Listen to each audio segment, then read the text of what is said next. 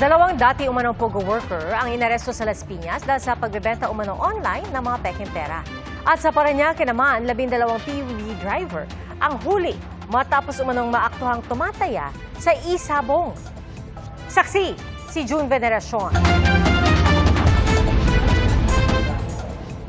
Makikita ang kumpulan ng mga PUV driver na illegal umanong nagsusugal sa pamamagitan ng Isabong sa surveillance na ginawa ng District Special Operations Unit ng Southern Police sa taxi lane sa PITX sa Parañaque City noong isang araw.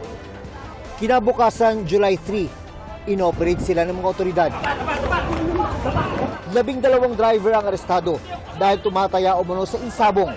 Sugal na ipinahinto na noon pang nakarang administrasyon.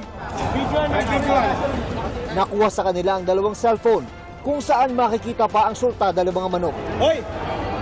Lagay rito! Nakuha rin ang umano'y taya na mahigit 3,000 piso. Nagugat ang operasyon dahil sa sumbong na nakarating sa NCR Police Office na may mga PUV driver sa pilahan sa PITX na sobra-sobra raw kung maningil sa kanilang mga pasahero kapag natatalo sa online gambling gaya ng Isabong.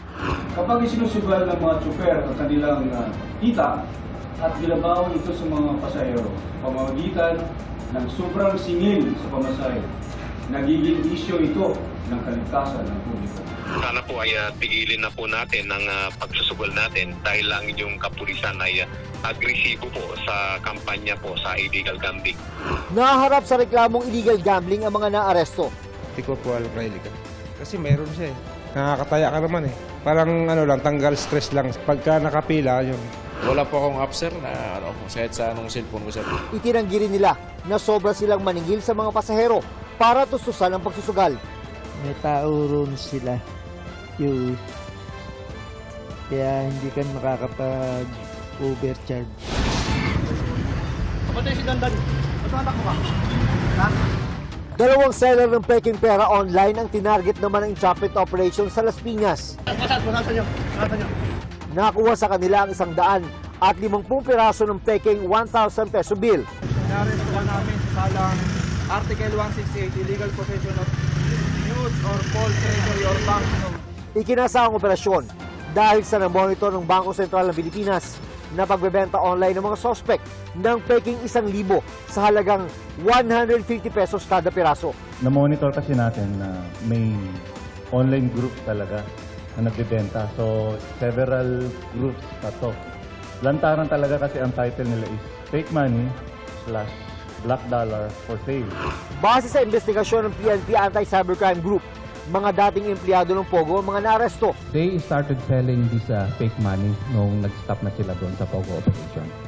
So kaya nga meron pa kaming tinitingnan sa likod nitong 2 taong ito at baka meron pang mas malaki na tao. Sabi ng BSP, mukhang minadali ang pagkakagawa ng peking pera. Mababa rin daw ang kalidad nito. Pero kung hindi mag-iingat, hindi imposibleng meron pa rin magkamali at mabiktima. Ang tinatawag natin is watermark. So, viewed against the light, kung ano yung figures na nandito, dapat nandito rin. So, malinaw yung detalye ng dito watermark. Say general yan. Wala. Halos wala kang makita. Nasampahan ng mga sospek ng reklamong illegal possession and use of false treasury or banknotes, kaugnay ng Cybercrime Prevention Act of 2012. Itinanggi nilang kanila ang mga peking pera. Sir, bakit po kayo yung nakuli ng mga pulis yung hindi po sa inyo yung perang araw? Para sa GMA Integrated News, June Veneracion ang inyong saksi.